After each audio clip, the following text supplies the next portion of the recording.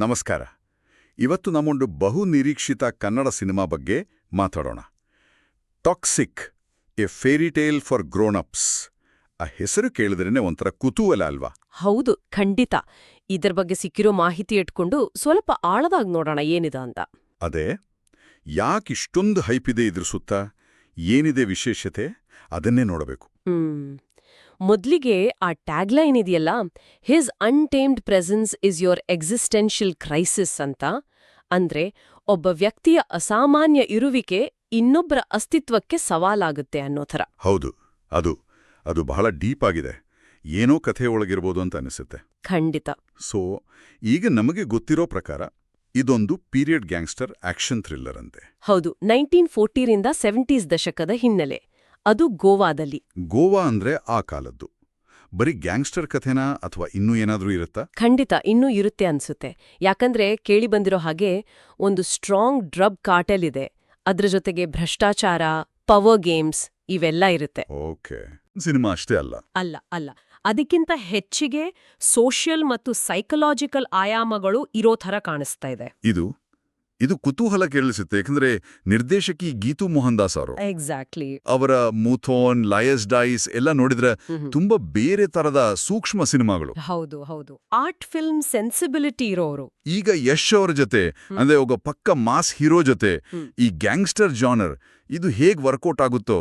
ನಿಜ, ಇದೇ ಬಹುಶಃ ಸಿನಿಮಾದ ಒಂದು ದೊಡ್ಡ USP ಅಥವಾ ನಿರೀಕ್ಷೆ ಅನ್ಸುತ್ತೆ.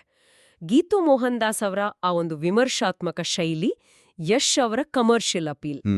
ಮತ್ತೆ ಈ ಗ್ಯಾಂಗ್ಸ್ಟರ್ ಕಥೆ, ಈ ಮೂರು ಸೇರಿದಾಗ ಏನೋ ಹೊಸ್ತು ಬರುತ್ತೆ ಅಂತ ಎಲ್ಲರೂ ಕಾಯ್ತಿದ್ದಾರೆ. ಹೌದು, ಯಶ್ ಅವರು ಬರೀ ನಟರಾಗಿ ಅಲ್ಲ, ಕೋ ರೈಟರ್, ಪ್ರೊಡ್ಯೂಸರ್ ಕೂಡ ಆಗಿದಾರಲ್ವಾ?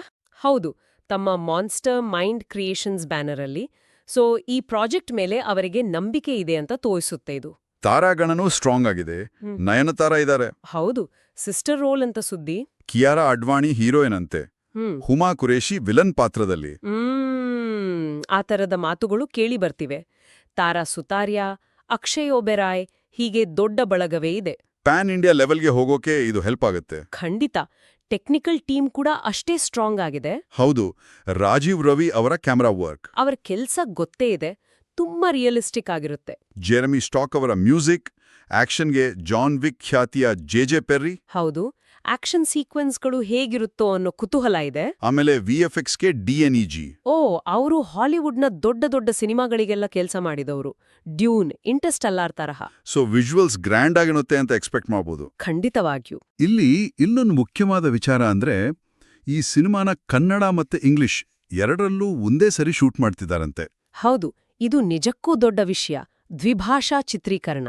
ಇಂಡಿಯನ್ ಸಿನಿಮಾದಲ್ಲಿ ಇಷ್ಟು ದೊಡ್ಡ ಸ್ಕೇಲ್ನಲ್ಲಿ ಇದು ಫಸ್ಟ್ ಟೈಮ್ ಇರ್ಬೋದಾ? ಬಹುಶಃ ಹೌದು. ಅಂದ್ರೆ ಬೇರೆ ಭಾಷೆಗಳಿಗೆ ಡಬ್ ಆಗುತ್ತೆ, ಹಿಂದಿ, ತೆಲುಗು, ತಮಿಳು, ಮಲಯಾಳಂ ಎಲ್ಲದಕ್ಕೂ. ಆದರೆ ಶೂಟಿಂಗ್ ಮಾಡೋದೇ ಕನ್ನಡ ಮತ್ತು ಇಂಗ್ಲಿಷ್ನಲ್ಲಿ. ಇದರ ಉದ್ದೇಶ ಕ್ಲಿಯರ್ ಆಗಿದೆ. ಪ್ಯಾನ್ ಇಂಡಿಯಾ ಅಷ್ಟೇ ಅಲ್ಲ, ಗ್ಲೋಬಲ್ ಆಡಿಯನ್ಸ್ ರೀಚ್ ಮಾಡೋದು. ಕನ್ನಡ ಸಿನಿಮಾ ರಂಗಕ್ಕೆ ಇದೊಂದು ದೊಡ್ಡ ಹೆಜ್ಜೆ. ಆದ್ರೆ ಇಷ್ಟು ದೊಡ್ಡ ಪ್ರೊಡಕ್ಷನ್ ಅಂದ್ಮೇಲೆ ಸವಾಲ್ಗಳು ಇರುತ್ತಲ್ವಾ? ಖಂಡಿತ ಇರುತ್ತೆ. ಶೂಟಿಂಗ್ ಶುರುವಾಗಿದೆ ಅಂತ ಕೇಳಿದ್ವಿ. ಬೆಂಗಳೂರಲ್ಲಿ ದೊಡ್ಡ ಸೆಟ್ ಹಾಕಿದಾರಂತೆ. ಹೌದು, 20 ಎಕರೆ ಸೆಟ್ಟು, 1000 ಜನ ಕ್ರೂ, 100 ನಟರು ಅಂತೆಲ್ಲ ಸುದ್ದಿ. ಬೇರೆ ಲೊಕೇಶನ್ಸ್ ಕೂಡ ಇದೆ ಅಲ್ವಾ? ತೂತುಕುಡಿ, ಜೈಪುರ್, ಗೋವಾ, ಮುಂಬೈ ಎಲ್ಲಾ ಕಡೆ ಶೂಟ್ ಮಾಡ್ತಾರಂತೆ. ಆದ್ರೆ ರಿಲೀಸ್ ಡೇಟ್ ಮಾತ್ರ ಚೇಂಜ್ ಆಯ್ತು. ಹೌದು, ಮೊದಲು ಏಪ್ರಿಲ್ 10, 2025 ಅಂದಿದ್ರು.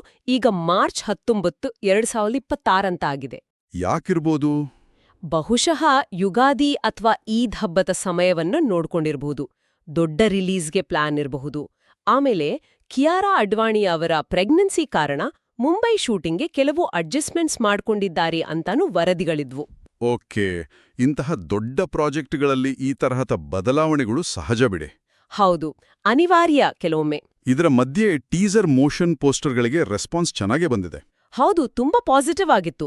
ಆದರೆ ಆನ್ಲೈನ್ ಫಾರಮ್ಸ್, ರೆಡಿಟ್ನಲ್ಲೆಲ್ಲ ನೋಡಿದ್ರೆ ಕೆಲವು ಫ್ಯಾನ್ಸ್ ಸ್ವಲ್ಪ ಡೌಟ್ ವ್ಯಕ್ತಪಡಿಸಿದ್ದಾರೆ. ಏನಂತ? ಕೆಲವರು ಈ ಗ್ಲೋಬಲ್ ಅಪ್ರೋಚ್, ಆಂಬಿಷನ್ ಎಲ್ಲ ಮೆಚ್ಚಿಕೊಂಡ್ರೆ, ಕೆಲವರು ಗೀತು ಮೋಹನ್ ದಾಸ್ ಅವರ ಶೈಲಿ ಈ ಮಾಸ್ ಜಾನರ್ಗೆ ಸರಿಹೊಂದುತ್ತಾ ಅಂತ. ಆ ಒಂದು ಪ್ರಶ್ನೆ ಇದ್ದೇ ಇರುತ್ತೆ. ಮತ್ತೆ ಈ ಡಿಲೇ ಬಗ್ಗೆನೂ ಸ್ವಲ್ಪ ನಿರಾಸೆ ಇದೆ ಕೆಲವರಿಗೆ. ಹೌದು, ನಿರೀಕ್ಷೆ ಜಾಸ್ತಿ ಇದ್ದಾಗ ಹಾಗಾಗತ್ತೆ. ಒಟ್ಟಿನಲ್ಲಿ ಈ ಸಿನಿಮಾ ಯಾಕೆ ಇಂಪಾರ್ಟೆಂಟ್ ಆಗತ್ತೆ ಅಂದ್ರೆ, ಒಂದು ಅದರ ಸ್ಕೇಲ್ ಮತ್ತು ಗ್ಲೋಬಲ್ ರೀಚ್, 2 ಈ ಕನ್ನಡ ಇಂಗ್ಲಿಷ್ ದ್ವಿಭಾಷಾ ಪ್ರಯತ್ನ ಅನ್ನೋ ಹೊಸತನ. ಸರಿ. 3 ಗೀತು ಮೋಹನ್ದಾಸ್ ಅವರಂತಹ ವಿಭಿನ್ನ ನಿರ್ದೇಶಕಿ, ಯಶ್ ಅವರ ಸ್ಟಾರ್ಡಮ್, ಜೊತೆಗೆ ಸ್ಟ್ರಾಂಗ್ ಟೆಕ್ನಿಕಲ್ ಟೀಮ್ ಮತ್ತು ತಾರಾ ಬಳಗ. ಹೌದು.